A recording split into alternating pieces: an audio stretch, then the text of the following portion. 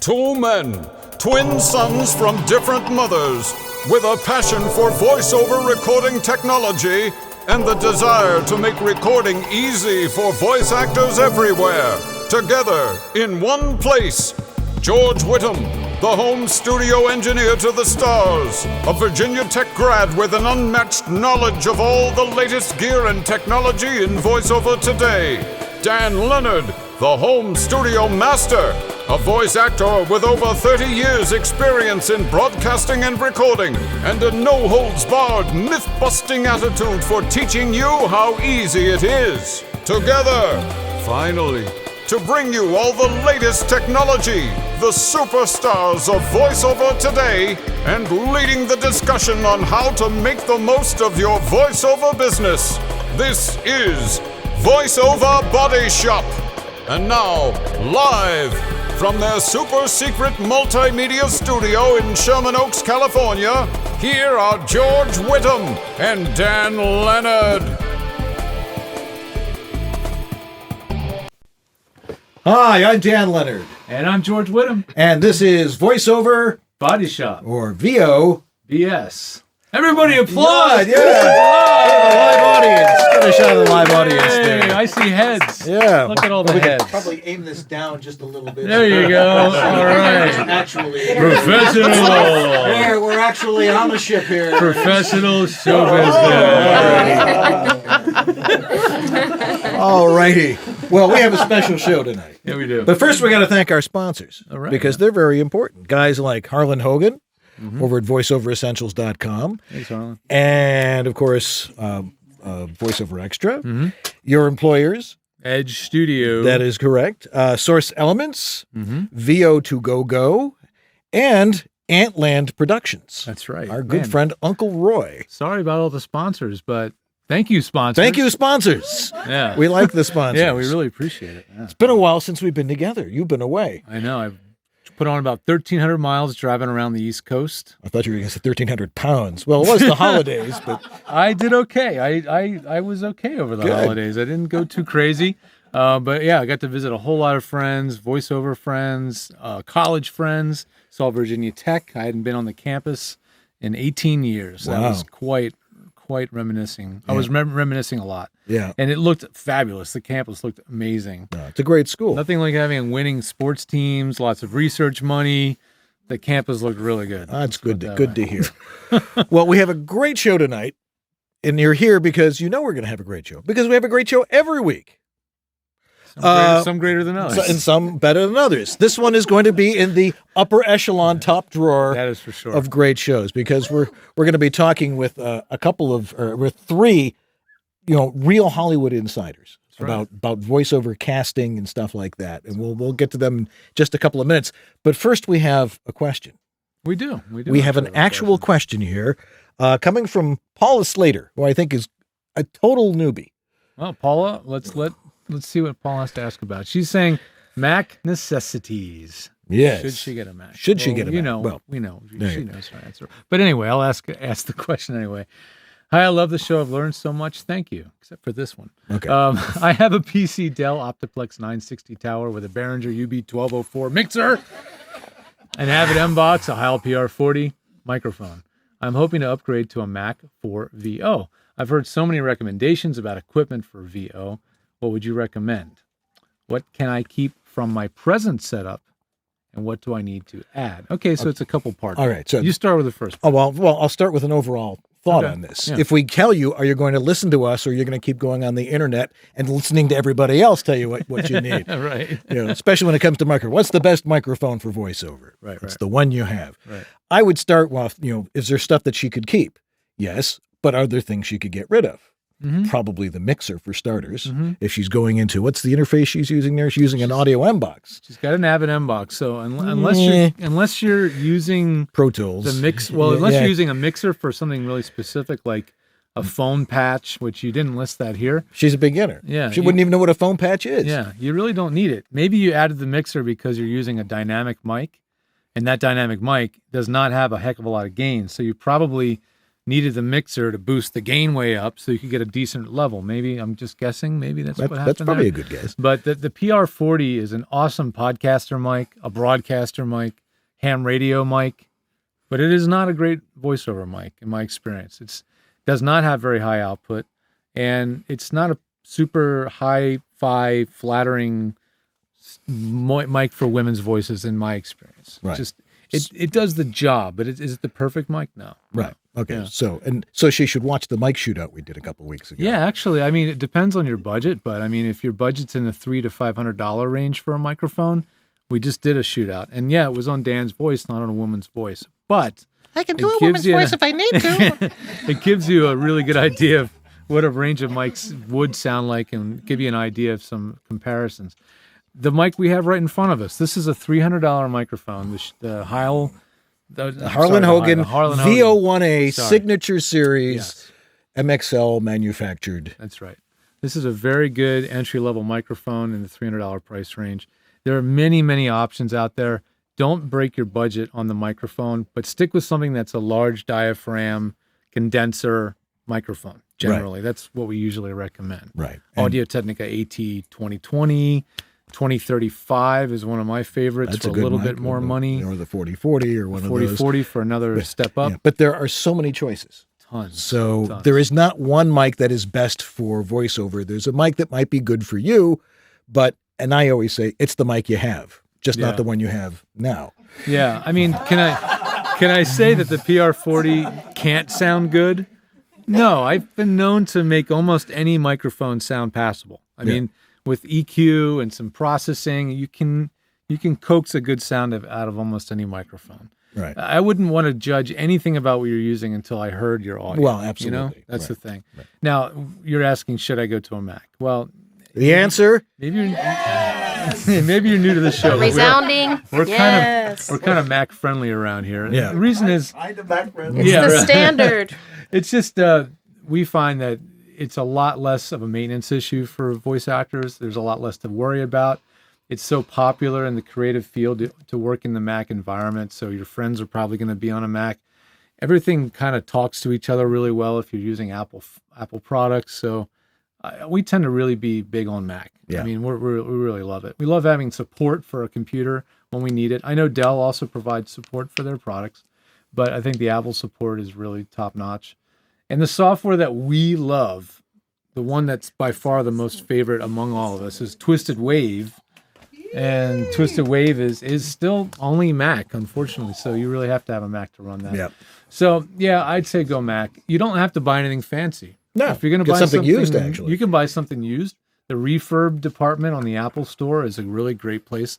Almost every Apple computer I've ever bought has been from the refurb section of the website. They kind of bury it. Yeah. So if you're on the Apple site and you're shopping, scroll to the very, very bottom where they've got lists of different pages on the website. Right. You'll see refurbished, and you can save 10, 15, 20% on your computer. Yeah. Hey, we do this show on a used Mac.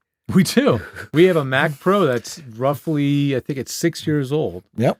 And as you can see, it makes us look great because we don't actually look like this. Yeah, right. But so anyway. But yeah, you can use an older Mac, or you can use a lower end Mac. You can use a Mac Mini. Yeah, that's what I use. The most basic Apple computer you can buy is going to be adequate for voiceover recording. You don't need anything fancy, but 4 gigs of RAM or more is nice to have. If you can get 8, that's even better. You know, it's those little things, you know. Okay. Well, by the way, that was our news for tonight, brought to you by VoiceOver Extra, your one-stop source for all your voiceover resource needs. That's it's right. all there. Thank you, John Florian, for that. All right. Well, we've got a great show tonight, a Voicecasters Roundtable. Don't go away. We'll be right back here on VoiceOver Body Shop. Whoop it up, everybody. Whoop it up.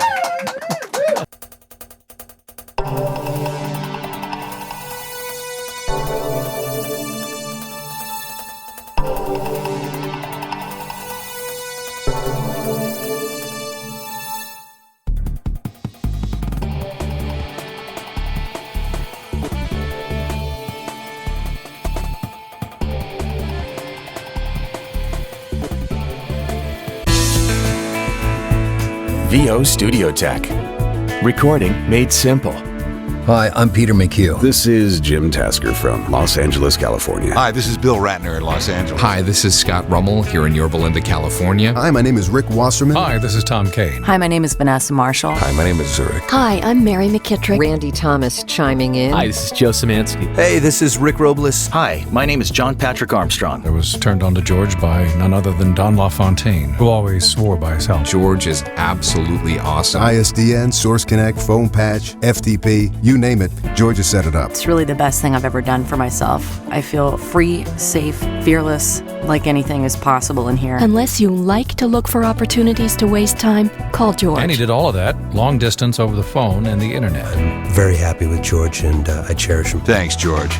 You make it easy.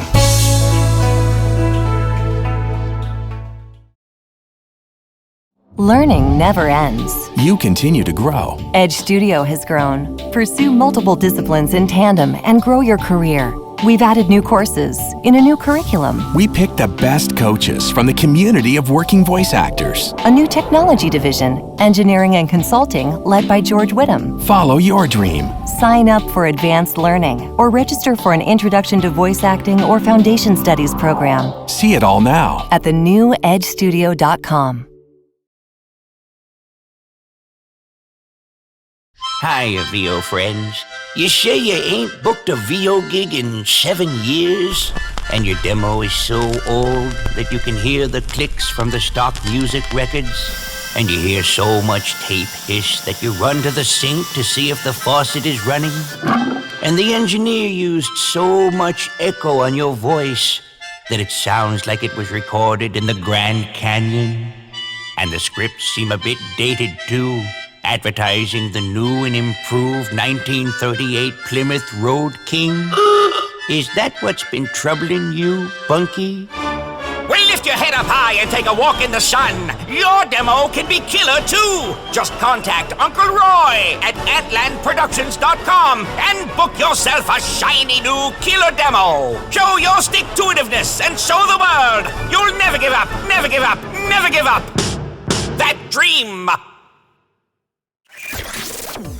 Having dinner tonight? How about having some VO too? Voiceover Body Shop. Have some voiceover with your dinner tonight on Voiceover Body Shop, 9 Eastern, 6 Pacific. Do it. I can do it. I did it. I'm back. Hey, everybody. We wanted to mention real quick one of our sponsors, Source Elements. And if you're not familiar with Source Elements, then you're not watching the show, obviously. But let me tell you a little bit more about what Source Elements is doing. If you're a voice actor who needs to be able to communicate with other studios in real time, you need Source Connect. If you're a voice actor who can't get ISDN, you need Source Connect. If you're a voice actor who does have ISDN, guess what? You need Source Connect. So what is this thing? It allows real-time audio between two studios in kind of a la Skype, as some of you are familiar with, but in studio quality, really, really high quality. And it has the ability to automatically back up the audio during the session. It can even replace the audio that's been recorded by the other studio automatically. These are all things that Source Connect can do that makes it totally unique in the industry. They also have a version now called Source Connect Now. Source Connect Now is totally free. That's right, free. So you can get the free version and use it right away. Are you putting it? What are you doing? It looks bad. It looks bad to have it one ear? Yeah. What? Because it looks like I'm missing an ear like Van Gogh? The hat you were wearing last week. But anyway, Source Connect, if you want to check it out, go over to source-elements.com. You can sign up for a 15-day demo of Source Connect. All you have to do is have a USB iLock key. And Source Connect Now, again, totally free. You can sign up and start using it today with your colleagues and your clients and give it a shot. So thanks a lot, Source Elements. We really appreciate your support. And now over to Dan. Dan? Why, thank you. Well, we're here. We have a live studio audience tonight. Get a shot of the studio audience there. Oh, yes. But we also have a panel tonight. Get the full shot of the panel. Yes. And then we'll introduce them individually here. Here they are. All right. Yay. Hi, panel. Starting to my right, we have Jodi Gottlieb, who's now Coaching for Promo Success. She has written and produced award-winning promos and commercials for CBS, ABC, NBC, Showtime USA, and others in New York and California. Welcome to the show, Jodi. Mary Lynn Wissner. Owner of Voices Voice Casting since 1990, casting union or non-union voices, including children and foreign languages. She currently has a voiceover self-direction app. Find it on iTunes or the Apple Store. And Kelly Moscinski is owner and head of casting at VoiceCaster, one of the top voiceover casting houses in the country, celebrating 40 years. You haven't been there the whole 40, though. Oh, okay. I want what she's doing. Really?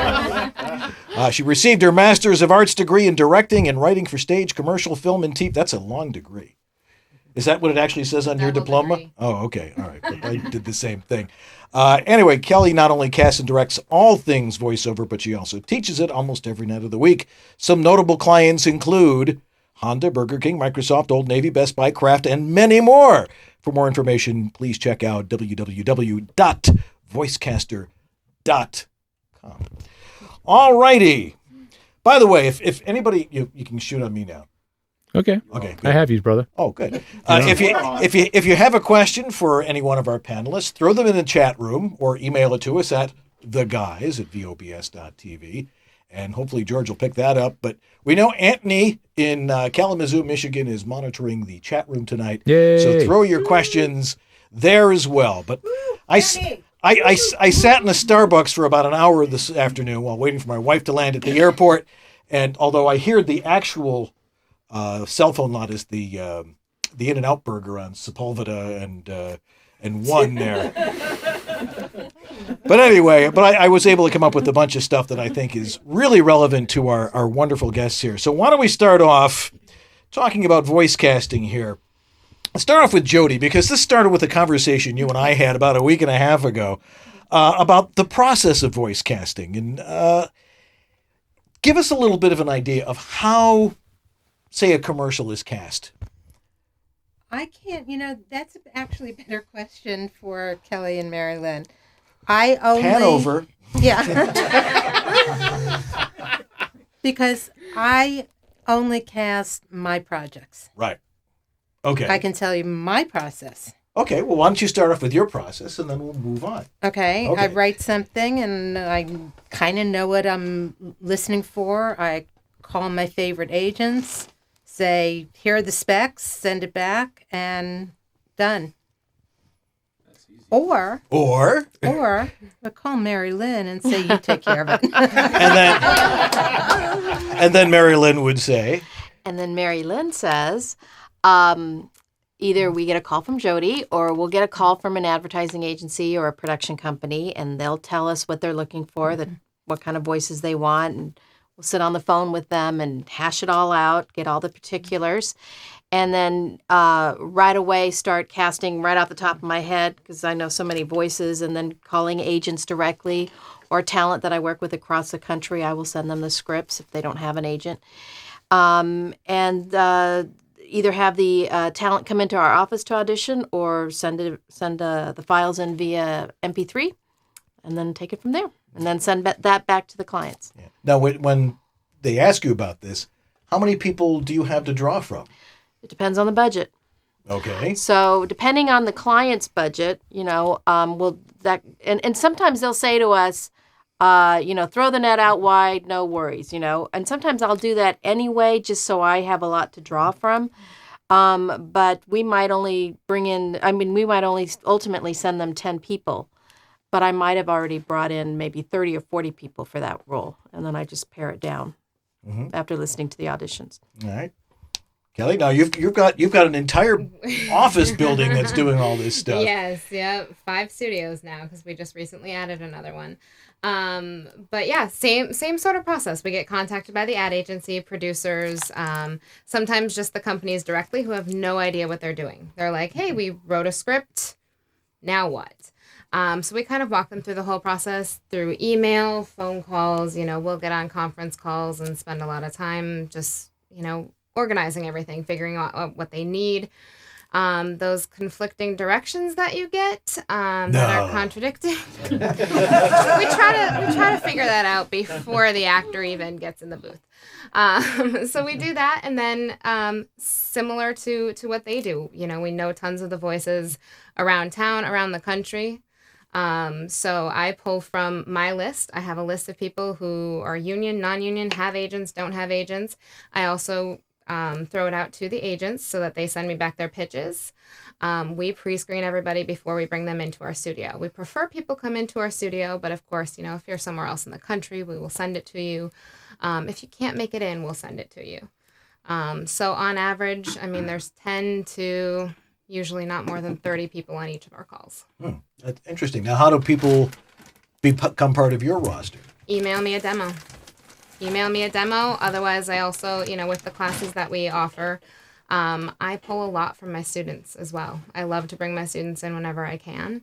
And it's funny. Sometimes I'm not sure if it's obviously the talent, but also sometimes the client's hearing new voices. I find that a lot of my students end up booking some of the big jobs. Oh, and that helps. Yeah. It helps a whole lot. Yeah, absolutely. Yeah. So this is just one way that a lot of spots are cast these days. You have your companies and people will contact you, but a lot of times the agencies have their own in-house people, and a lot of times they will contact an agent.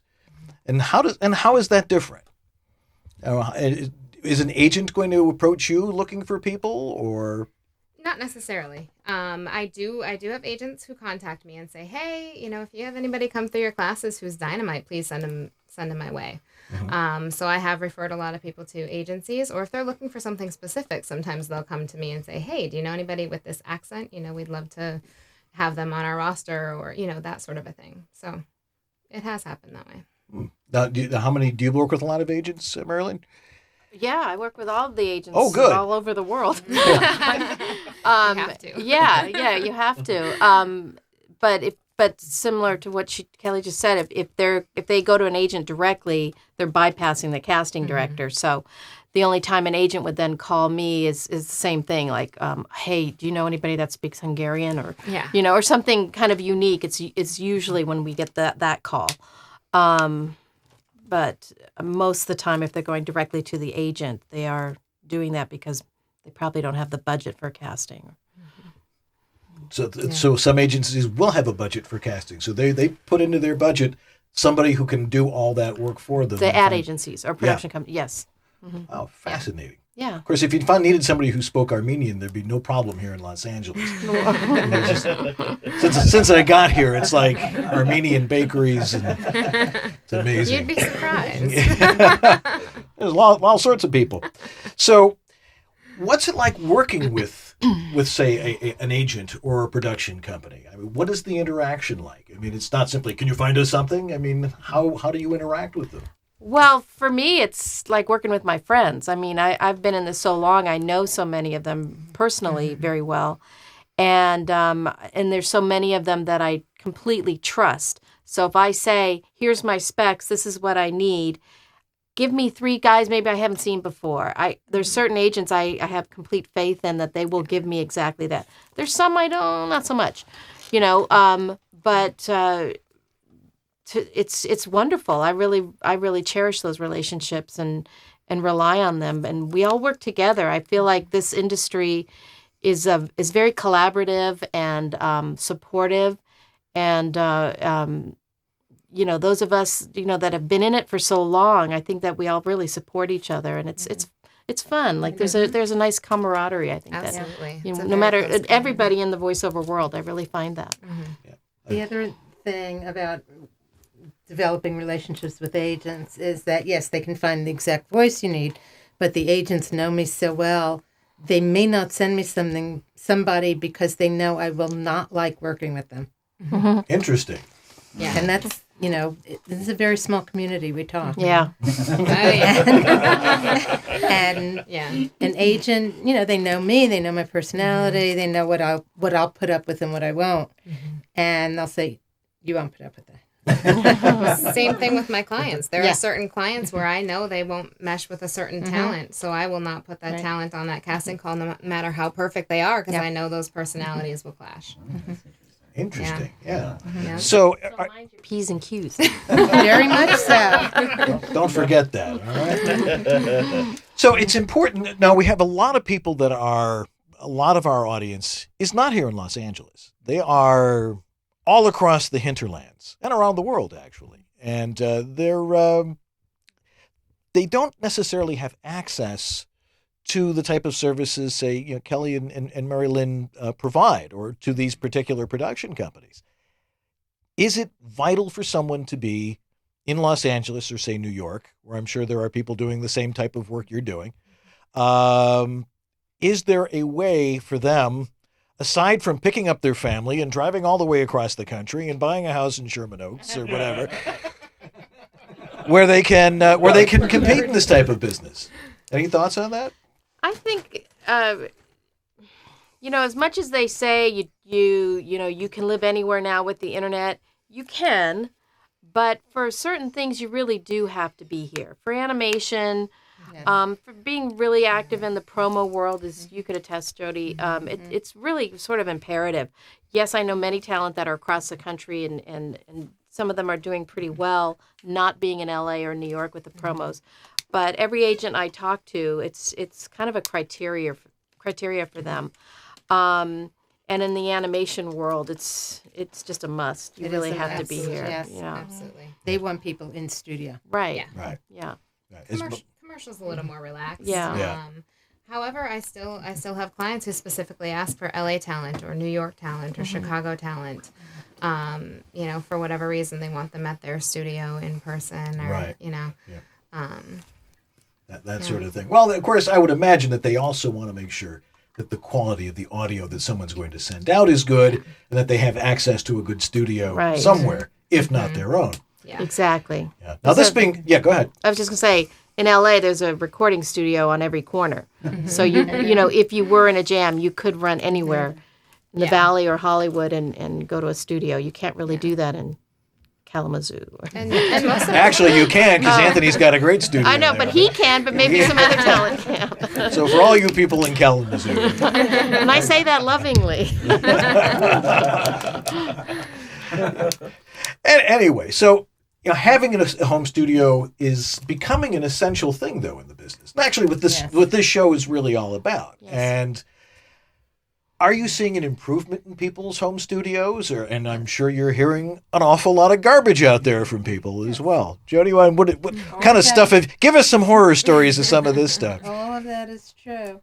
I did work with someone had left town. They took their ISDN with them. Someone who I worked with regularly, and we listened to it. Time delay, and it was just horrible. And when we finished the audio and tried to place it into the project, it was unusable. So I called the agent and complained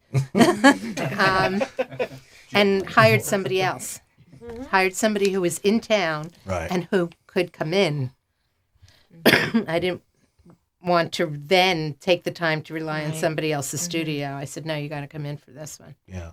Mary Lynn, you've probably heard all sorts of stuff. I have heard some pretty weird stuff, but it is getting better. I do notice that, and I think because of shows like this and the resources that are out there now for talent, there's kind of no excuse not to, if you want to be competitive, not to have good sound. You don't have to have a super expensive studio, but good quality sound is what's important. Right.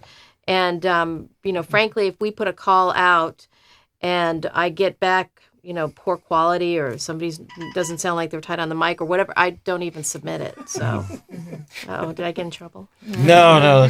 Somebody texting me forgetting that there's a TV show going on here. No, they wouldn't text me. They'd walk right over here. I can't believe okay, and they'd knock on my door and they'd say, "We want you." Happens every day. Yeah. Now you have your own studio there at VoiceCasters, right? And 5 of them, as a matter of fact. Yes. Most of the time we prefer the talent come in. if for no other reason than quality, as well as getting our direction. We've sat down, we've talked to the clients, we know what they're looking for. It's a lot easier for us to actually direct the talent in-house as opposed to trying to send all of that direction. So yeah, we have noticed an increase as far as better quality in the auditions. I still get some that sound like they've been recorded in the bathroom. Some of them have been. There's no excuse for that. There are so many ways. I mean, just a closet, or sometimes it's as simple as just throw a blanket over your head in the middle of a bed, and that's going to be better than a bathroom. Does the quality of the recording have the same kind of bearing for every style, every genre of voiceover? Like if it's an animation versus a promo? I think so. Yeah. It does now? Yeah. Okay. Yeah. All right. Just because it's kind of irritating to listen to bad sound. And so no matter how good the performance is, and many times I've called actors directly, if they didn't come into our studio and we didn't direct them, I've called the agent directly or called the talent directly and said, if I know them, is there any way you could redo this because your performance was right on, but the sound is so bad I can't submit it. So I've given them another shot if I can. But again, I agree. There's kind of no excuse now. It's too competitive in this business now not to have your A game. Yeah, of course we keep hearing stories, George, about people who are like, in their car and grabbing their iPhone and getting good paying spots. Now, of course, they are who they are. Does that play a little bit better, say, with a client? Or? I've heard some awesome auditions from the iPhone. Yeah, I have. I where I did not know it was not recorded in a booth. Yeah. I think a big part of it it's not even so much about the microphone, because there are microphones now that you can plug right into the iPhone. I think it's what your environment it's where is. you're at. Yeah. That's the thing that a lot of people just don't, Bingo. realize.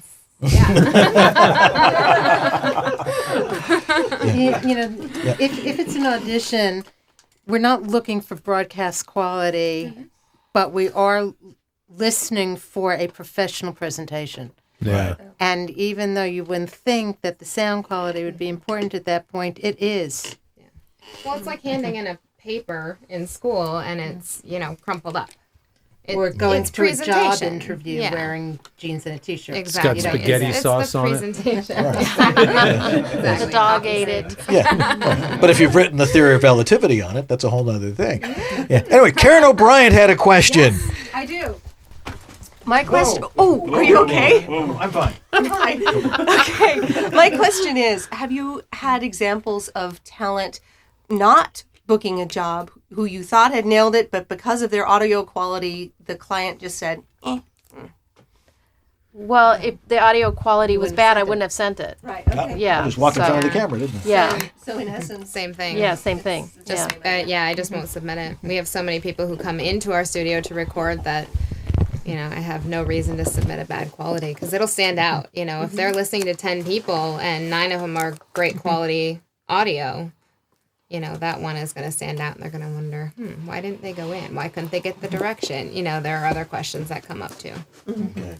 Larry Hudson. Oh, I didn't have a question. Actually, I kind of do, and it's right on what we're talking about, because I've always told people this, and I actually kind of made it up, but I want to see if it's accurate. And Jodi, I can't quite see you, but I know you're there. And the question is, as someone that listens to literally hundreds of auditions, et cetera, in possibly a week, my rule is always, because I help people do editing and recording and how to get it clean and what it means to have a professionally done recording to send it in. And for me, I have no difference between if I'm being paid for it or if it's an audition. For me, I'm going for the same quality all the time. And I always said that they're going to listen. They would much prefer to listen to a bad performance with great production than a great performance with bad production, because as soon as they hear the bad production, I'm out. Are those our only choices?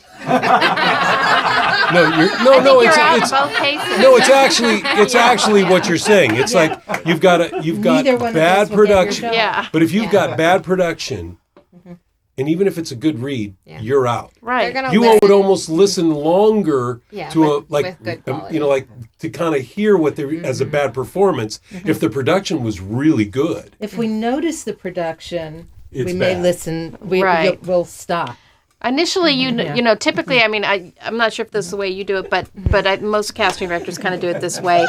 You listen, you know, our first pass of listening to auditions is listening to the first line or two. Yeah. And then I, you know, shortlist, you know, or dump, and then come back and then listen to the whole read.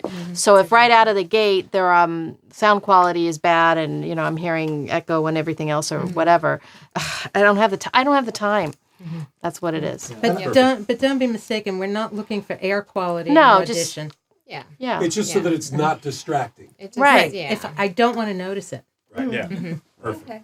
Yep. Makes perfect sense to me. And of course, that's what you and I teach, George, all the time, is that it's not supposed to the purpose of a home studio, again, is not to make you sound great. It's to make you sound like you. Yeah. Thank you. Yeah, I mean, if it draws attention, if anything draws his attention away from your voice, that's not good. Yeah. Yeah. Which will bring us up to another topic that we can talk about. But right now, we're going to take a break. Okay. And we'll be back with our wonderful guests and your questions right here on VoiceOver Body Shop. So do not go away. We'll be right back.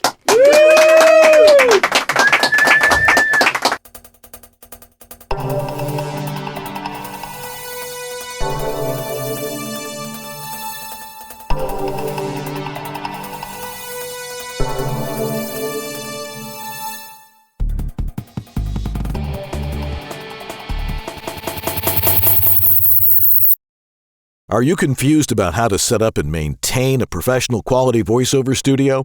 No wonder. The information out there is mostly mythology. This is the best microphone to use. You'll have to have a preamp. You need a soundproof booth. This software is the best. Your audio must be broadcast quality. Consult with someone who knows the truth. Someone who's been there, in the trenches, doing voiceover for over 30 years.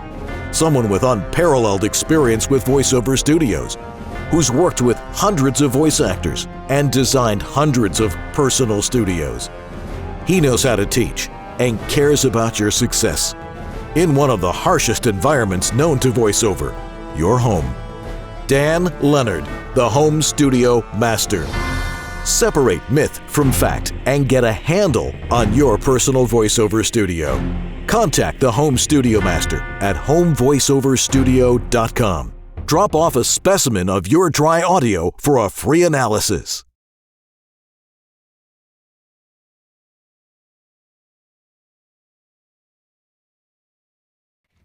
Why, thank you. We got a great show still to come.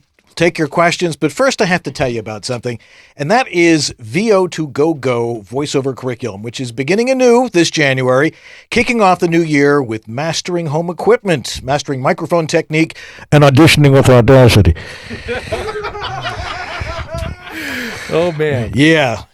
I am sure that the great instructor, David H. Lawrence the 17th, will teach you proper mic technique, and so you don't sound like that. But now's the best time to become a VO2GoGo Pro. Save money every month as you refine your voiceover practice. And for a limited time, you can save even more with one of their cyber specials, giving you hundreds of dollars off. Hundreds! Or a complete home studio setup as part of your membership. Visit vo2gogo.com/VOBS to get more information and get you started and to be part of this membership. So in getting $100 off. Sounds like a great deal. Sweet. Absolutely. So visit vo2gogo.com/VOBS to get more info, get started, and that's VO2, the number 2, go-go, like a go-go dancer.com / like a slash VOBS. All righty. And we're back. All right. Thank you. Thank you, Kelly, for holding on to that for me. Of course, now I just lost all my questions, but see, it's one simple button, and they just magically reappear. Magically. Ding! All righty. Well, they're not there anyway. So I'll just make up something as I go along. Oops. Now, let's talk a little bit about demos, because that's where we wanted to go with this next. there are so many different genres of material. I mean, the business has completely changed in the last 15, 20 years, a whole lot in the last 5 years or so. Everybody needs a demo, but how many demos do you need in order to be competitive and all the other things that go along with that? So I might start with Jodi on this. You have to have a demo, right? You have to have a demo. I recommend starting with a commercial demo.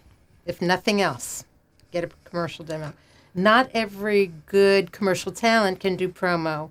They can't do animation. They can't do narration.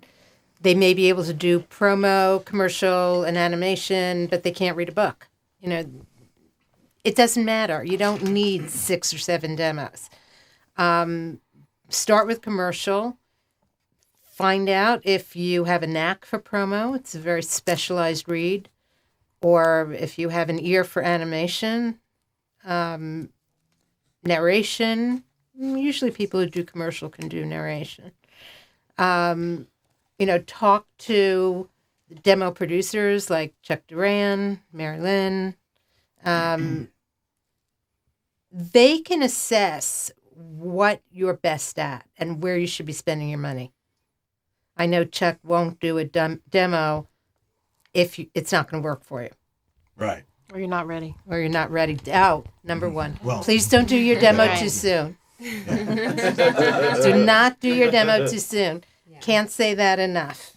Yeah. I think that a lot of people who are trying to start out in business, they're like, I have to have a demo, so they're going to go right out because I got to get in the marketplace. Big mistake. Don't recommend that. No.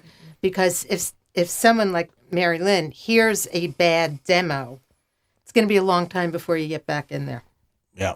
Right, Kelly? Absolutely. Yeah. And we may not remember what we had for breakfast, but we'll remember a bad demo. We will remember a bad demo. So Marilyn, when you want us to do a demo, whether commercial demo, promo demo, all these different things, what's the process that they should go through in order to find who's going to work best with them and who's going to be able to produce something that's going to help them in the long run? Well, kind of piggybacking off what Jodi said, yes, you don't want to do a demo until you're ready. And I always tell actors, you'll know when you're ready, and you got to take workshops, you have to take privates, you have to just take lessons, you have to really get into the game of voiceover world. And yes, you want to do a commercial demo first because that's what an agent's going to ask for first. That's the bread and butter of our industry. So they go to the commercial demo first. And it's expensive. You don't want to do a demo until you're ready, because if you do a demo and you haven't done any of these steps and you start submitting it to an agent or a casting director, and if they're nice enough to get back to you regarding that demo, the first thing they're going to say is, whose classes have you taken? Where have you studied? Mm-hmm. And if you say, I haven't yet, I just went and made the demo, well, you've just wasted, a couple grand. So do it the right way, do the right steps. And the demos now. What was your question? You were on the right track. You were doing fine. I think I went off on a tangent. No, you're doing fine. Okay. And the demos nowadays are very different than they were even 5 years ago. Yes, everything's under a minute, and I like to hear kind of 5 or 6 brief. I'm talking commercial. Mm-hmm. Brief spots, and your money voice, cut right to the chase. And I like to hear, if you can do it, the what's trending now. Super real person is trending now. Actually has been for a while. So I always think those kinds of reads should be right at the top. Mm-hmm. And then eventually you get to the point where after you've studied promo with somebody like Jodi, or animation and things like that. If that's your dream to follow that path, then you go take those classes and so in other words, be patient.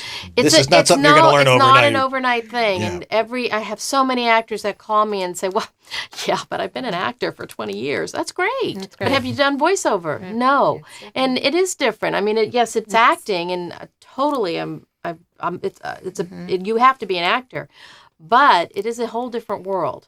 So I have a lot of actor clients, successful actor clients, who come to me at the end of the first session. They go, "Oh, yeah, now I get it." Yeah, they get it. So we get, yeah. So a little bit different. Yeah.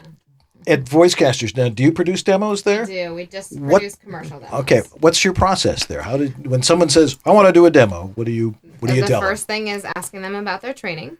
Making sure that they have to be ready. You have to be ready, and I know it's money and time investment, but making sure you're ready before you do anything. From there, basically we sit down and meet with them. They meet with our whole team. So we get to know them, what their strengths are, what they do really well, what they want on their demo, that sort of a thing. From there, we do the record, we do all of, the post-production, and there's your demo. Yeah. Usually, 60-second demo, 60 to 90 seconds was kind of the norm. It's getting shorter and shorter. Yeah. Now, as we were saying, there are so many producers out there. A lot of people, different people doing demos. They all have their own styles. Yeah. I've listened to a lot of interesting demos. A lot of times I hear them and I go, this guy's a great producer. Who was the demo for? Is that something that is really prevalent in a lot of the stuff you hear these days? It is. It's a big thing. It's funny. I listen to demos as they come in, and I'm like, oh, so-and-so produced this demo, and so-and-so produced this demo. You start to see that sort of a trend.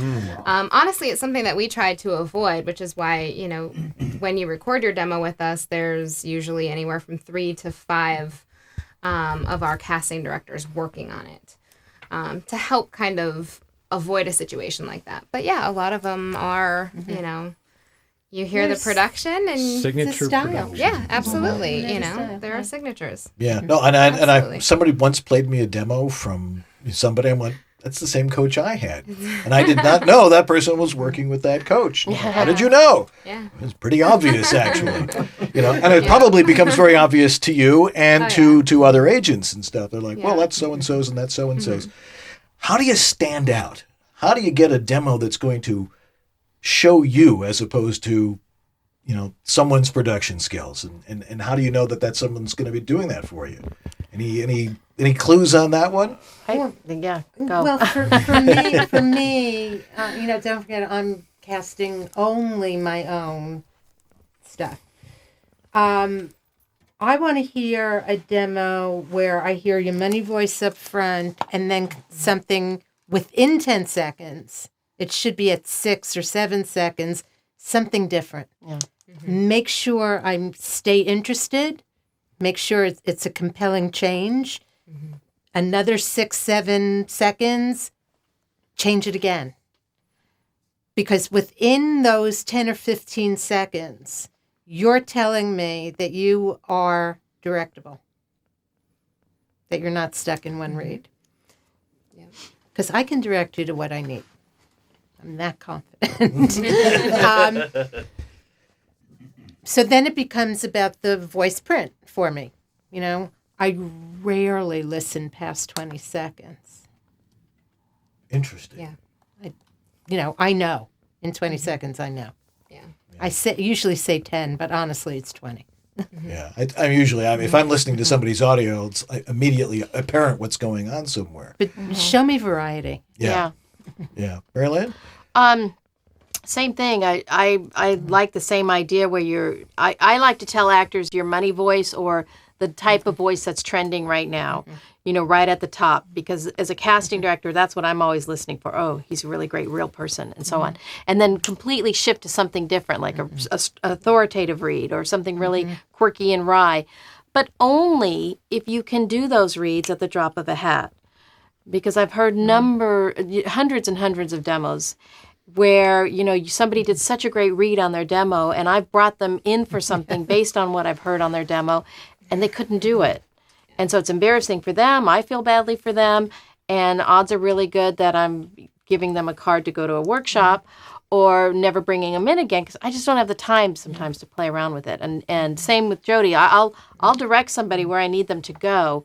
But whatever you have on your demo is something that you should be able to replicate very easily. And keep it short. I do listen to the whole demo. I listen to the first spot usually, and if I like what I hear in the first spot, I will go and listen to the rest of the demo. But if that first spot doesn't grab me, or if it's too long, then it's like, okay, done. The first spot, in and out. Yeah. That should be quick. Right. like 10 seconds. 10 seconds tops. max. Yeah. Yeah. And you've got to know, and you've got to show them who you are right up front Right. and grab them by the gorgle and make sure that's what's happening. So. Right. The other thing I wanted to point out too, really quickly, is whoever's producing your demo, you want to listen to other demos that they've done. There's a couple producers out there. I've heard some of their demos where I've heard the same copy with different actors, and I would be really upset if I was that talent. You know, What I love about like Chuck Duran, he's awesome. He writes the copy specifically for you. You know, so you get a custom demo.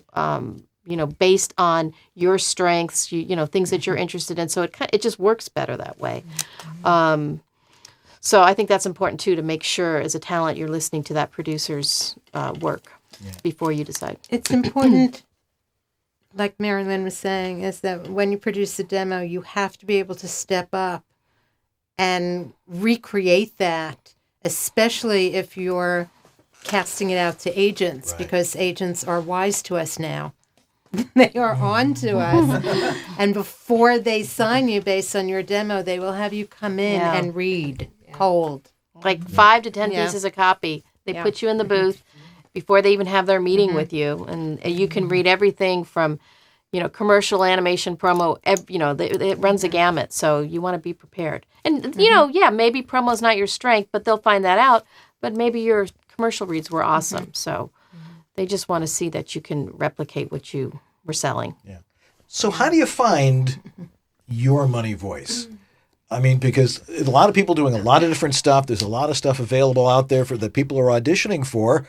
You might get a job here. You might get a job doing this. How do you find what your voice is really good for? Find a great coach. I think it's honesty. Okay. I think it's you, the talent, being honest with yourself.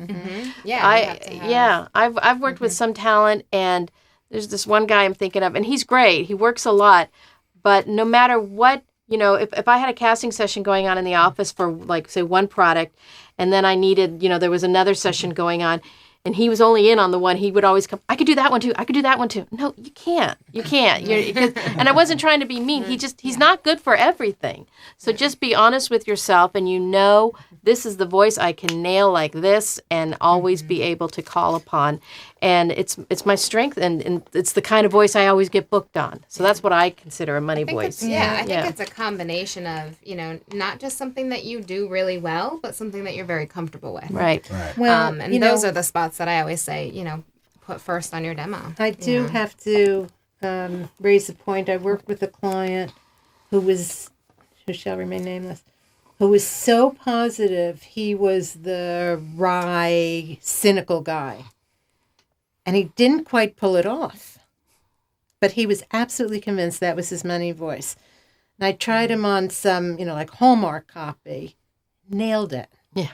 But he didn't want to be the warm and fuzzy guy. He wanted to be the cynical guy. It's like, but that's not you. Yeah. I mean, that's you. Right. Actually, you. you. Have to be able to But you still sound nice. But you still sound like a nice guy. You still sound like a nice guy. You have to be able You to still step sound back like and you're still a evaluate smart yourself. aleck, but you're a nice guy. But that goes to what they were saying about you have to be brutally honest with yourself. And that's the hardest thing to do. Yeah. Definitely tough. I mean, now if you're just starting out, of which a lot of our audience is, how can they try and determine that? As you were saying, find a good coach who can help you with that. Yes. But you should have at least somewhat of an idea of the types of things you'd like to do or things that you think you might do well. But, of course, you don't hear yourself the way other people do, which is probably something you hear of a lot. Yeah. I think it's a matter of trying different things. You know, try different things, find out what you're comfortable with. And then from there, you know, it's getting people to listen to your stuff. You know, I mean, there are plenty of ways to get the coaching that you need. I'm sure most of us offer, you know, either online stuff or private lessons via phone or Skype. You know, there are a lot of options to, you know, just set up a 1-hour session with someone and say, these I think are my top 5 things. And then getting that feedback. Right. You know, but really trying to take that step back and being honest with yourself is the biggest thing. Yeah. Now, the pay-to-play sites have had a huge impact on our marketplace.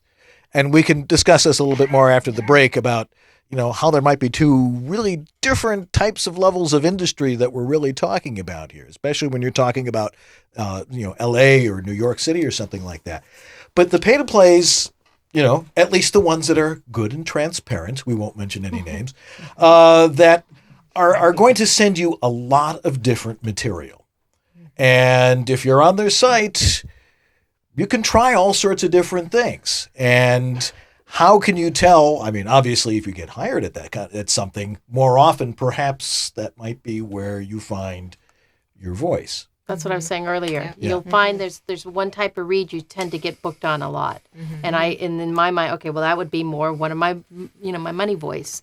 And what about if you're not yet booking? If you're not yet booking, you don't know until you start trying. Right. And either yes, do a couple private sessions with a reputable coach, like a casting director, because they know what's trending, what you need to do, and all that. And then the pay to plays, they we all have our issues with them, but I also think, in some ways it's a great way to practice. I know, it's an expensive way to practice. You have to pay for it. But you do get a lot of auditions, so. All right. Well, we're going to take a quick break here right now. And if anybody has a question from our chat room, I know Anthony will get it into George and I. We will ask it of our fantastic panel here talking about voice casting and how you have to impress these people because they're one of the keys to getting into some of the better business. But we'll talk about that. And so why don't we take a break and we'll be right back after this. So don't go away. Are so cute. So enthusiastic. Aren't we good? Yay. Do we have any questions? I know. Where the heck did my getting mouse room go? tone.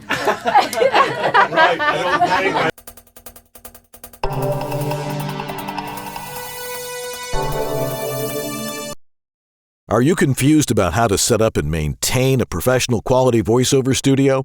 No wonder. The information out there is mostly mythology. This is the best microphone to use.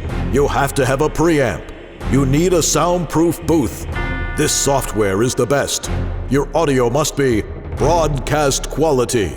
Consult with someone who knows the truth. Someone who's been there, in the trenches, doing voiceover for over 30 years.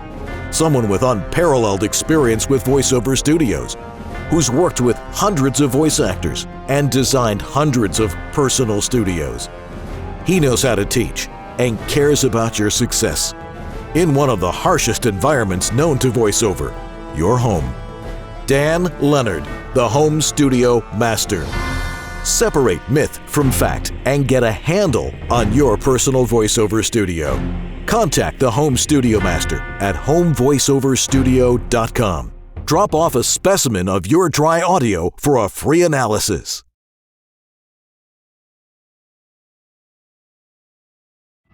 VoiceOver Extra, the voiceover industry's online news, education, and resource center 24/7. Hundreds, probably thousands of free how-to articles for voiceover success, ranging from home studio to voice acting to business. A free voiceover industry directory, calendar of industry events, resource links, a store, and much more. Bi-monthly webinars on all topics of voiceover, free subscriptions to newsletters, reports, announcements, daily news, and features at voiceoverextra.com. VoiceOver Body Shop, where you can learn everything from mic technique to how to market your voiceover business to acting your way out of a wet paper sack, which is my favorite, by the way. You're listening to VOBS. You're listening to VOBS. Every Monday, 9 Eastern, 6 Pacific. VoiceOver Body Shop. I love when they talk BS about VO.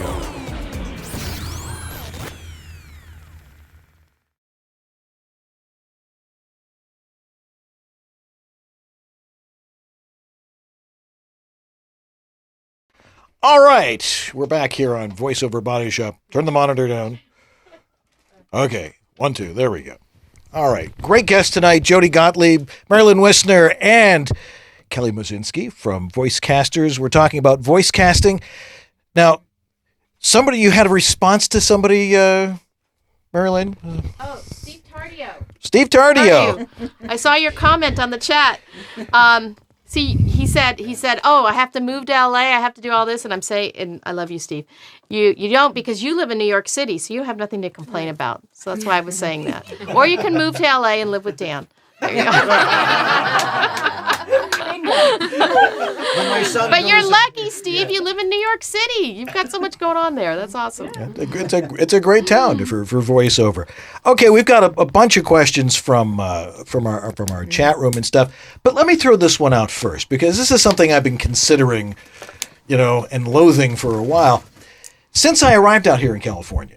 And I came, admittedly, from the hinterlands. I came from Buffalo, and we had a nice community of voice actors there and stuff. This is the center of the universe when it comes to voiceover. There's no question about it. The work that comes out of here is high paying. There's a lot of it. There's a tremendous amount of production work here. People who are not living here, there are some people that are making a very good living not living here. Mm-hmm. But it takes a completely different effort, and it's a very different marketplace. Yeah. Is there a lot of narration work that's done here, documentary work, or is it that industrial work, which is probably, I think a lot of people don't understand that industrial and e-learning is by far a larger segment of the marketplace than, say, commercial voiceovers. Do any of you work with that type of material, with any agencies or production companies that are saying, we need a good voice to explain a medical product or how we extract iron ore from something or something like that? I do have a couple of clients. We do regular recordings almost weekly for a client for medical prompts, different apps and stuff that they offer. Usually that tends to stem from our commercial clients. So if we have an ad agency that we're working on the commercial stuff for a certain hospital or medical company or, something like that, then they'll end up coming to us for their sort of their e-learning and, apps and that sort of a thing. But for the most part, I feel like a lot of it ends up going to the pay-to-play websites is where I tend to see that. Yeah. Really? You do a lot of that work? Same, yes. Not a lot. I'm, through the years, we definitely get more commercial than anything else. The e-learning and narration, probably more narration than e-learning. Like we do a lot of History Channel and Discovery and Nat Geo.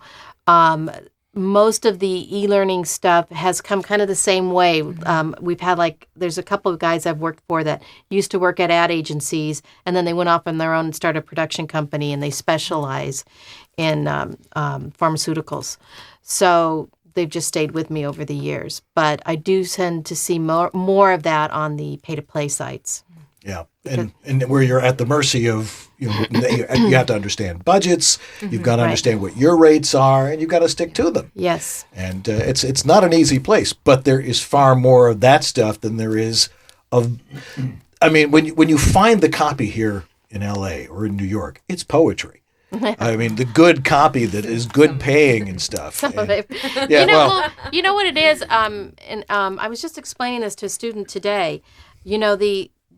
And she does very well on the pay-to-play sites. And the thing is, it's very specific. That's what I've noticed. The commercials that are on the pay-to-play sites. Every once in a while, there will be a national thing running through there. But most of it tends to be sort of generic, kind of warm, friendly, kind of old school commercial, because your products are more regional oriented. Whereas the things that are coming out of LA are more of the national network campaigns, and the same with New York or Chicago. So that's not to say you can't have a great voiceover career in living in the middle of the country, because I've met some amazing talent that live in the middle of the country and aren't near the major cities, and they have created these incredible careers for themselves, only working on narrations or e-learning or whatever. So it's if you kind of focus in on what you want to do and you market yourself to those people, you can do very well. It's I've been quite impressed by some of the talent I've met. Yeah, I've met people too who just end up, they end up meeting someone, or they call up a local business, or next thing you know, they're the voice of, and then they start, word of mouth gets around, and all of a sudden they're doing tons of different things in that region, and they're making a good living. It helps. Okay, well, let's see what some of our amazing audience has to say. Starting off with Diana Birdsall has a question for Kelly. How does one join voicecaster.com? Answer, take lessons there. No. No? You absolutely can. Obviously taking classes with myself or doing private lessons or anything with any of our casting directors there is a great way to get in. It's a great way for us to get to know you as opposed to just having a demo. However, you can always submit a demo to us. My email address is all over our website. It's simply casting@voicecaster.com. You can email me a demo anytime, and I'll take a listen. Now, you have a program at Voicecasters where someone can come in and read copy. What's that called? Yep, it's called the VO and Go. It's $10 for 10 minutes. If you get an audition, either through an agent or through one of the pay-to-play websites, even other casting directors, $10 for 10 minutes. You work with one of our casting directors. We'll direct you, give you feedback, record, edit, and send it off wherever it needs to go. Does it have to be in your office, or can it be done remotely? Nope, we do it via phone as well. Outstanding. Yeah, you can pay via PayPal. That's an excellent thing to know. Reen Vogel asks, for all the panelists, you may not want to answer, but who are some of your favorite agents? All of them. All of them, yes.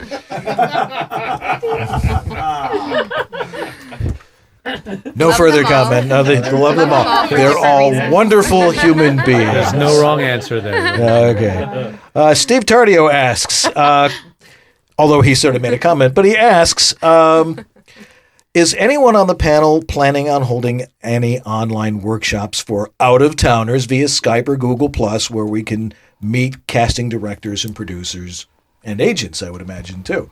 Yeah, I do that. In fact, Steve's been on a couple of them. I do a Google Hangout every once in a while with guests. I'll have a promo producer or animation casting director come in. If you just check our website, you can see the next one's coming up. However, I'm kind of leaning towards moving away from the Google Hangout platform because it just dropped out a lot. So that's my only issue. But I think you told me of another one, didn't you, Dan? Zoom. Okay. Zoom. Okay. It's going to be on Zoom. Yeah. Yeah, we're actually in the process right now of putting together some online classes. Yeah. So we'll be announcing that. That's next excellent. month or so. That's certainly a big help to the people out there, and what we like to refer to as flyover country, but a lot of talented people out there. Yeah. Who actually can produce this stuff and actually. See, now that's one of the things that I wanted to bring up, because this is one of the things that just grabs me by the gorgle all the time. I'll be talking to somebody who is. 2 times we've heard that word today. It's that gorgle is your throat. At least according to my mother, it is. Gorgle. What gorgle? Grabbing by the gorgle. I'll be talking to somebody who is an experienced voice actor, somebody who's been doing it for a long time, but they have no idea what a VU meter is. They have no idea what what a dB is or how to record, and they say, "Oh, I've been talent," and you want to go reach them. It's like, obviously, there's people who've been doing this business a long time, and all they do is they walk into a studio and they read the copy and they leave. And some very talented people and stuff, now that they're realizing that perhaps they should learn how to do this themselves, I hear a lot of panic. It's almost probably like, silent movie stars going into the talkies here.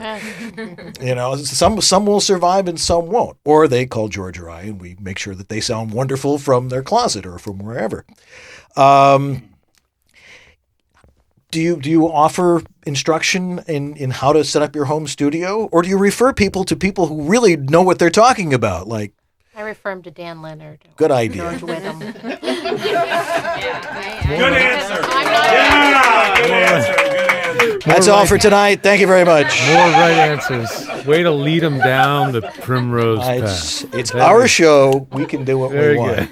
Thank you very much. Shameless promotion. Right? That's how this show It's started. actually true, because I'm the first one that would be, I don't know. All righty. Let's see here. Devox asks, sort of paraphrasing here, what are you listening to auditions on? Studio monitors, your computer speakers, your phone or tablet? That's a good question. All of the above. Okay. Everything. It depends on where I am. Each thing on all three? It depends on where I am. Yeah. You know, there are times when I am working on my phone or my tablet. There are a lot of times, majority of the time, I'd say just desktop speakers, not even studio monitors. Really? Studio monitors and desktop. Desktop, mostly. Yeah. If it sounds good on a desktop, it may not necessarily sound good somewhere else. So it's important to make sure it sounds good on the best possible speakers you can listen on. Amy Fisher, the real Amy Fisher, asks, do they have software to block bad demos? I wish. How do you know, though? How do you know? No. That's our job. Okay. You're the software. All right. It's called wetware. That's why Cassie called knows. I was going to say wetware. Wetware. That is Oh, our wetware. job. Oh, okay. It's called my assistant.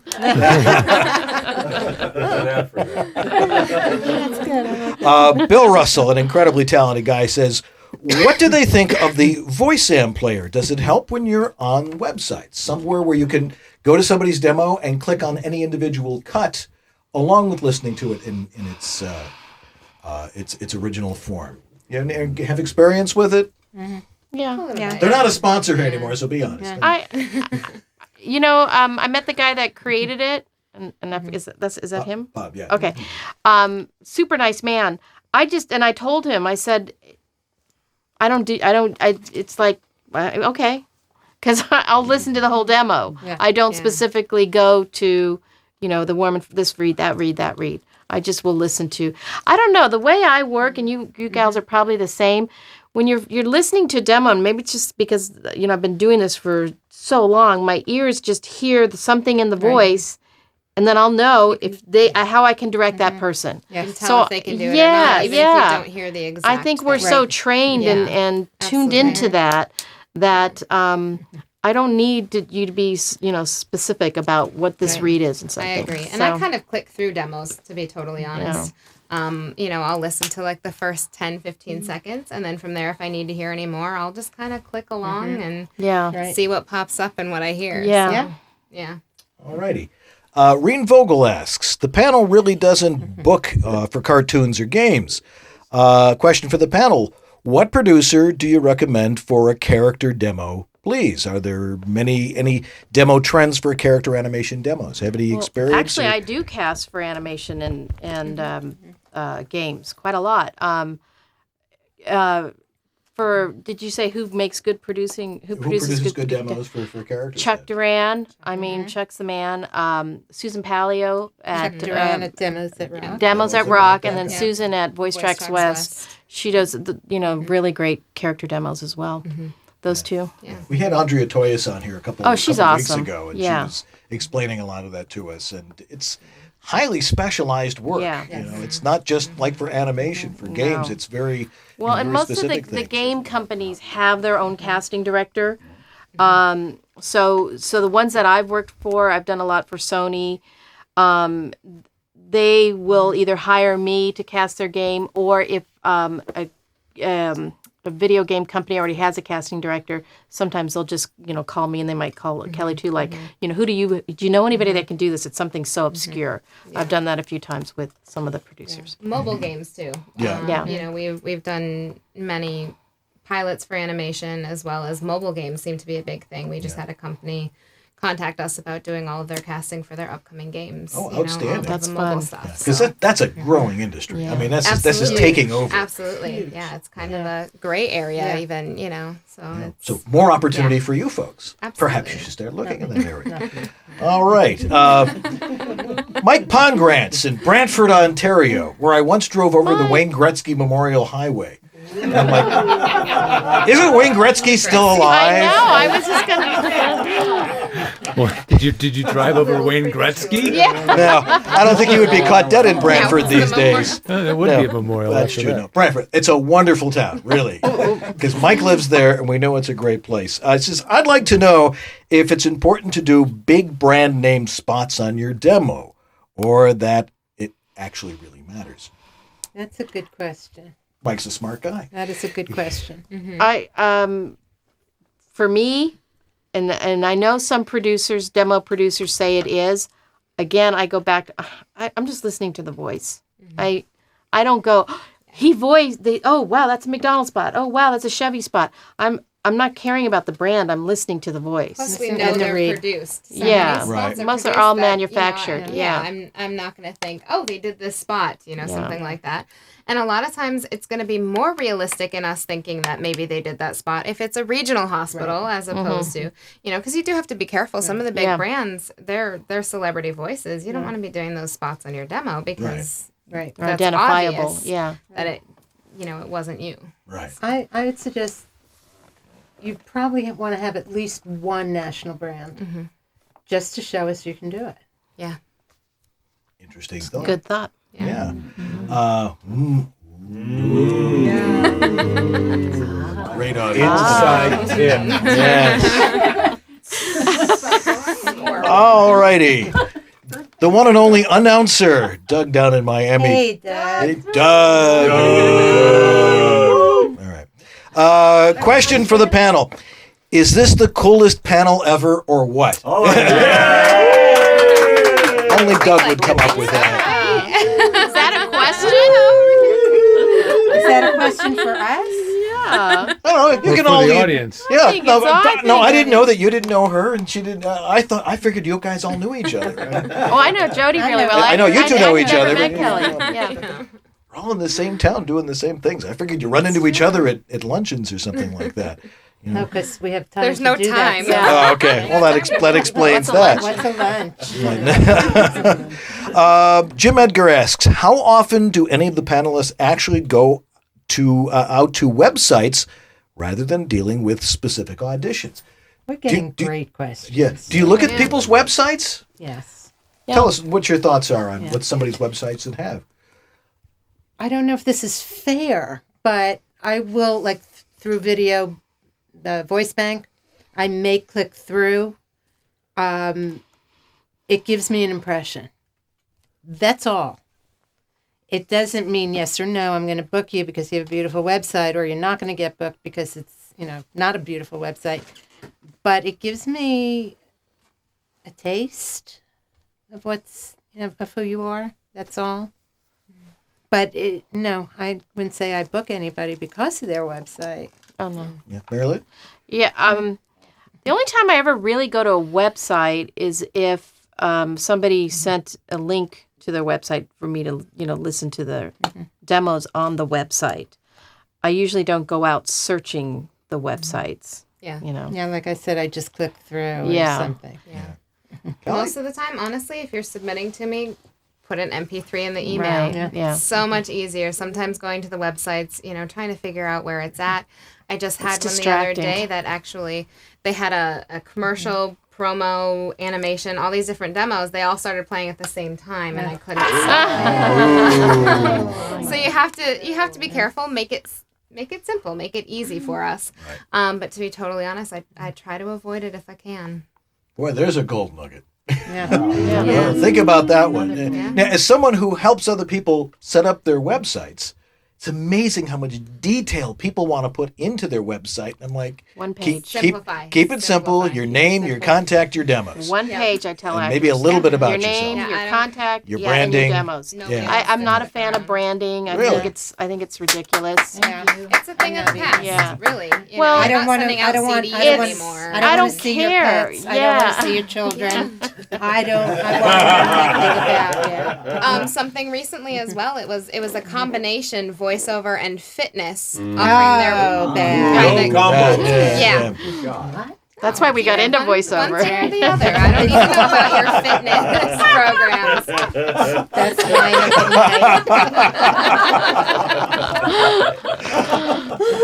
Amy Sorenzi asks, a question for the panel. Do you request to hear a demo from an emerging talent if the talent has made one before you begin to work with them in coaching sessions? For example, they may not be up to speed yet for your particular curriculum.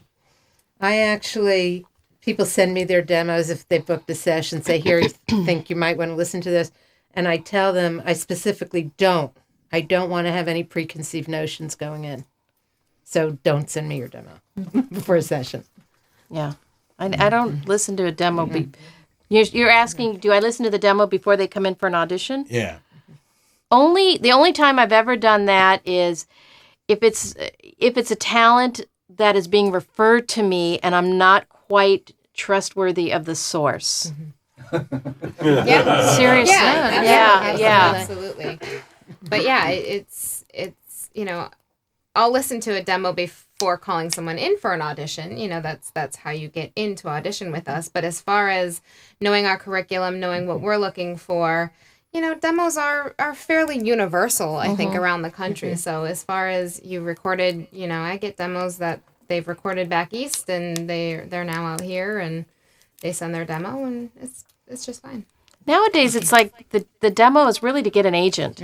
It's the way we work is so much referral based, or drawing from your students, which I do a lot, drawing from workshops, or places I've gone. I go to comedy clubs or whatever, theater, whatever I can do. But mostly, I think the role of a demo has sort of changed. It's really the objective is to get an agent with that demo, and because I've noticed I've listened to demos on VoiceBank.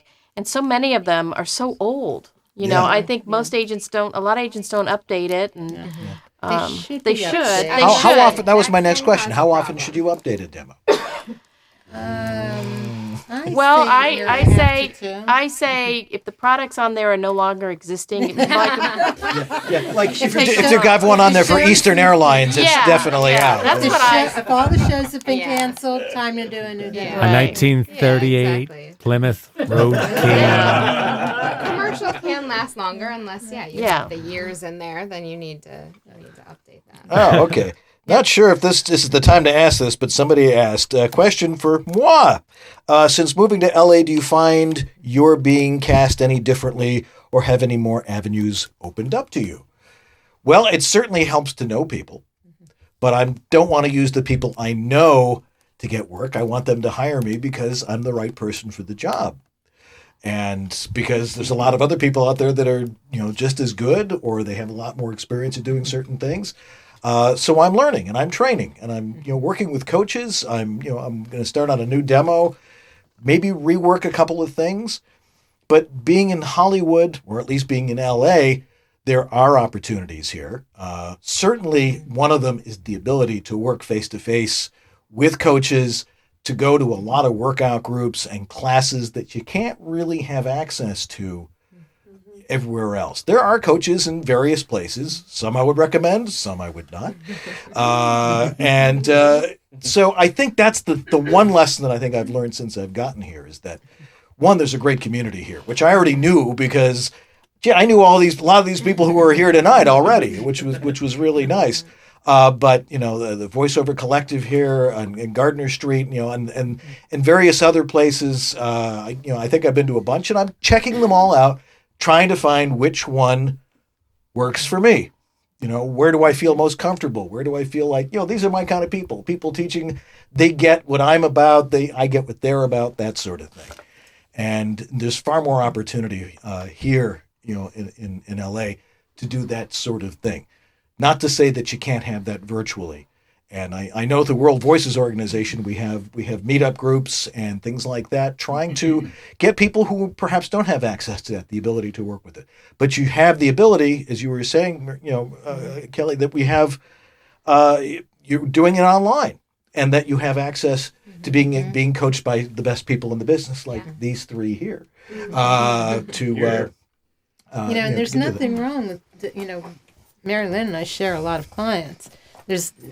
I actually encourage people, take a class with Kelly, take a class with Mary Lynn, take a private with Study me. with as many people Study as with you as can. You learn from many. everybody. Yes. You have to, yeah. And don't find one that you're comfortable with and just stick with that person. Right. You really need a variety. Yeah. Yeah. And I've used a lot of different coaches. So good. Yeah, that's and it's good. fun. And they're all friends, which is great. You know, it's great working with them. Do we have any questions from our wonderful audience? Go for it. So, quick question.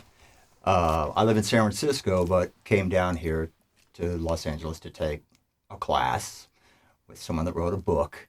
And we talked a lot about delivery, etc. That's what you hear most when you're dealing with coaches. It's all about the delivery. Performance. Right, the performance. Yeah. I listen to the radio here in Los Angeles, and I'll have to tell you, I want to throw up. You hear the sounds of the commercial spots that are on the radio in a major market like Los Angeles. What is going on? Why is there such a diversion from what you guys teach us and what's actually on the air? Okay, a couple of things. I'm not quite sure I hear the I'm not couple quite of sure. things. Yeah. There is a big difference between what is aired on TV and what airs for radio. That's Those true. are two different reads. Yeah. And if you come to the workshop February 27th, you'll discover those differences. I think what happens, ladies, tell me if I'm lying, you get specs, your client, production company, agency sends you specs, and you cast to that. Somebody gets booked. By the time it has translated into the studio That's and true. you're being directed from the assistant to the secretary of the creative director, which happens, they direct it a completely different way. Yeah.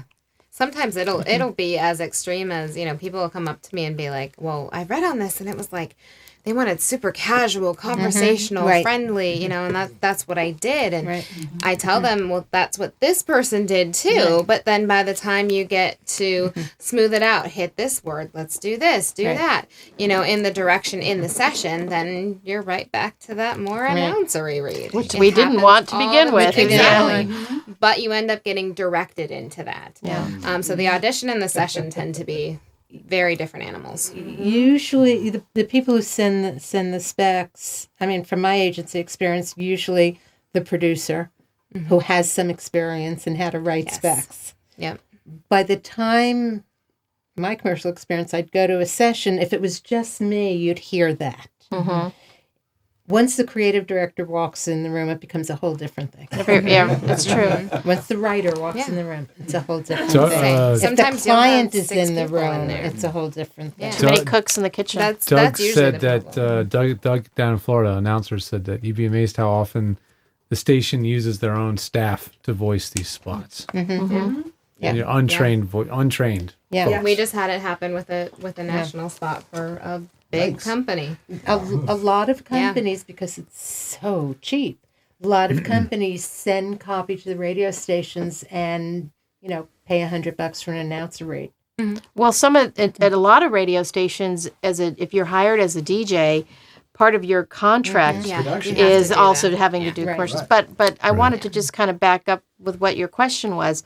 I do find, and Jodi was right, radio commercials are really different than TV commercials. And I personally love casting radio commercials because it's much more liberating and more fun. And you can ad-lib like crazy and have a good time with it. Yeah. So maybe that's what you're hearing, and maybe it's not sounding as polished or something like that. But there is a distinct, differentiation between the two, for sure. Sometimes I also find, going back to some of the ones that I think I know some that you're talking about. And honestly, those, a lot of those, don't even necessarily go through the ad agencies. So there's not even that sort of a filter, let alone using a casting director. They're done completely in-house. Or, it could just be, a friend of a friend, or, hey, my friend's wife has a great voice. Let's use, that sort of a thing. That it became very popular.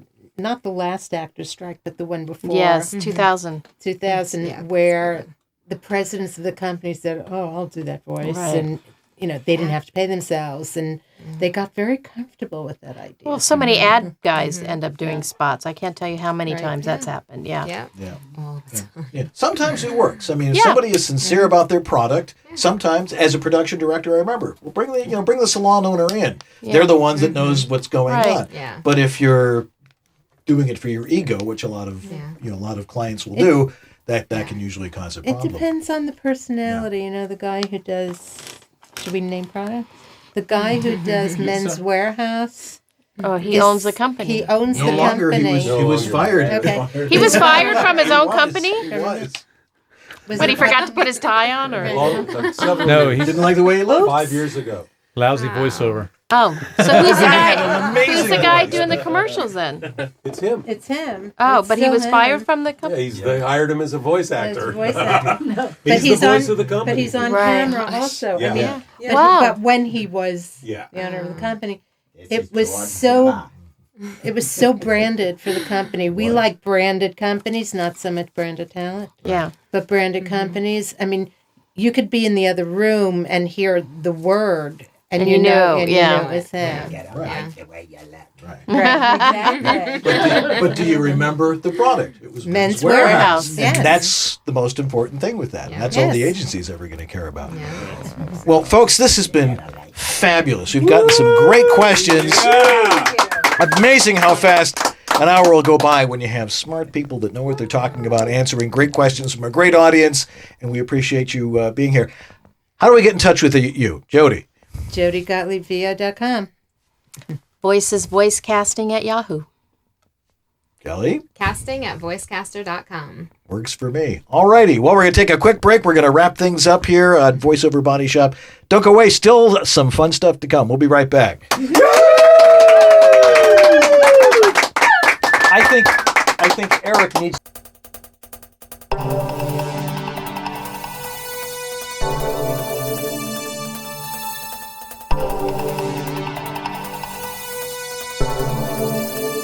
Hiya, VO friends.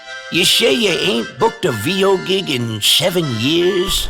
And your demo is so old that you can hear the clicks from the stock music records? And you hear so much tape hiss that you run to the sink to see if the faucet is running? And the engineer used so much echo on your voice that it sounds like it was recorded in the Grand Canyon? And the scripts seem a bit dated, too, advertising the new and improved 1938 Plymouth Road King? Is that what's been troubling you, Bunky? Well, lift your head up high and take a walk in the sun. Your demo can be killer, too. Just contact Uncle Roy at atlandproductions.com and book yourself a shiny new killer demo. Show your stick-to-itiveness and show the world you'll never give up, never give up, never give up. That dream. VO Studio Tech. Recording made simple.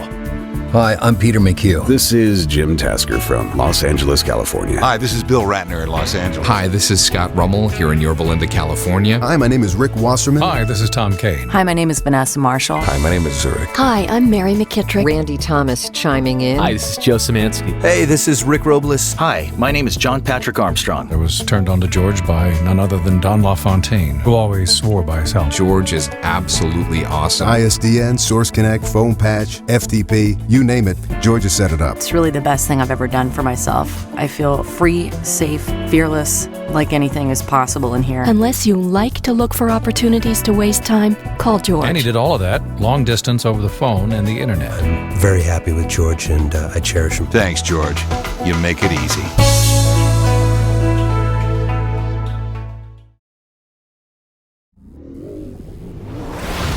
VoiceOver Body Shop. Learn the latest in voiceover technology. Learn how to get rid of that. VoiceOver Body Shop, 9 Eastern, 6 Pacific, on VOBS.us.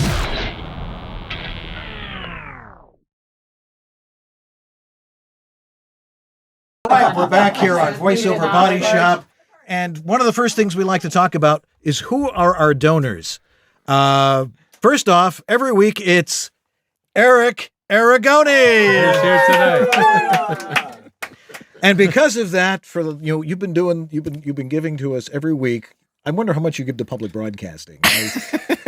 It's awfully nice of you. We really appreciate it. We're so glad that you came down tonight. Oh yeah, absolutely. So you get to read the other donations. Well, from that's this week. great. Okay, the donors of the week: myself. Yeah. David Smith, Jack DeGolia, C3M Productions, Nothing Rhymes with Orange, Michael Martin, John Preston, and Cam Communications. All right. Thank you very much. Thank you, brother. Yeah. Great to see you. Always. All righty. Well, that's going to do it for us this week. We have to thank a few people, which we do every week. We have to thank our wives for one. Marcy wasn't even here tonight.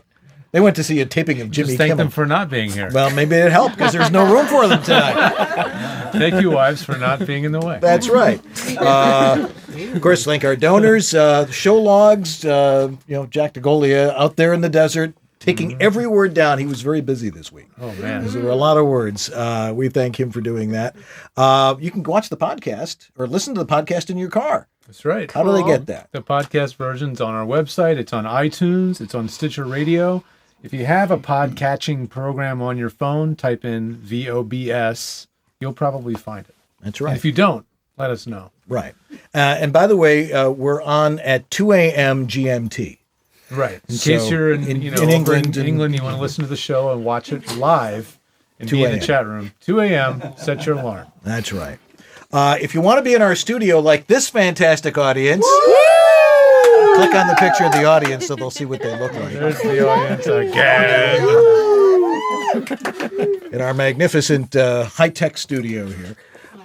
Write to us at the guys at VOBS.tv. Let us know you want to be here. We're going to do it like once a month. Yeah. Otherwise, we only have 2 bathrooms. So it's make it kind of tough. I'd like to thank Anthony for a great job in the chat room tonight. Yay! And we miss you. I haven't seen Anthony in a long time. Yeah.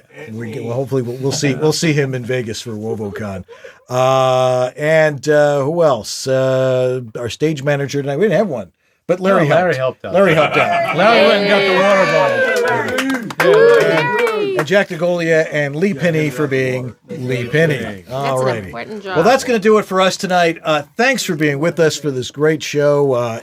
You can watch it on YouTube in case you missed it, in which case you wouldn't be hearing me say this. But if you happen to miss a show, every last episode that George and I have had the privilege of working together on is available on YouTube at the VOBS channel and the eWebs channel too, I guess. They can find it there as well. Yep. So all the great information is right there. Anyway, that's going to do it for us tonight. Thanks again to our guests, Jodi Gottlieb, Lynn Wissner, Kelly Moscinski, and our fabulous studio audience, and Ari, who's down there somewhere. I'm Dan Leonard. And I'm George Wood. I'm trying to find the right button. There you go. And there it is. And this is VoiceOver Body Shop. Or VOBS. Yes! See you next Monday night. We have a mugman. We have a mugman tonight. Maybe with a mugman. Here you go. So, mugman coming up. We'll see you, folks.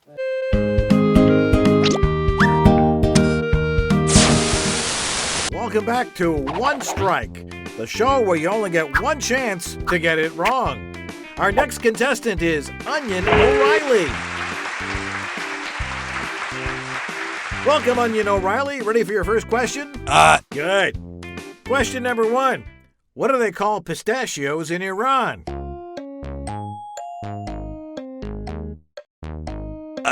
Green nuts. Oh, I'm sorry. The correct answer was... My wife's gonna be disappointed. Our next contestant is Frank Gump from Missouri. Come on up, Frank. Mugman? Did I take the right door? Where's Frank? Hey, aren't you the guy from the pet store? Yeah, it's kind of hard to make a living these days. Got to have a few jobs. Well, hey, Murray, what should we do? You sure? Well, all right. I guess you're our contestant for now. Ready for your first question? Question number 1. How many claws does the southern cassowary have? Oh, that's easy. It's... Wait, on both feet or just one? Who wrote this? Hey, Murray, 1 foot or 2? 2 feet. 6 claws. Question number 2. Where did the SS Andrea Doria sink? The Atlantic Ocean? Whew. Give me that last question. All right, here's your final question. What is the orbital speed of the planet Mercury? I'd like to use my clueless call. I'll call Pimenta. She knows a lot about astronomy. Hey, Mugman, I'm in the audience. Oh, hey, Pimenta. So the answer Oh my gosh, Mugman. I'm so glad you called me. I've been sitting in the audience this entire time watching you so closely. Okay, that's great, Pimenta, but... for getting on the show, and I want to say how happy I am for you. Pimenta, I really believe in your skills that you can win. Pimenta... If you ever need my help with a question, know that I'm always... Pimenta, the answer! Oh, that's easy. It's... Well, you're on your own now.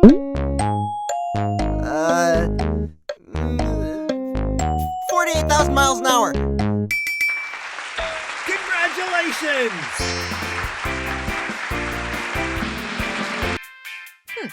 And with that answer, you've won a new car! Woo!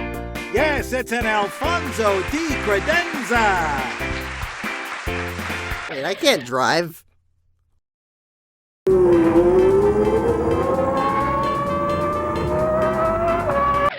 Hey, thanks for the car, kid. Hey, remember to pick Pimenta and I up for the theater tomorrow.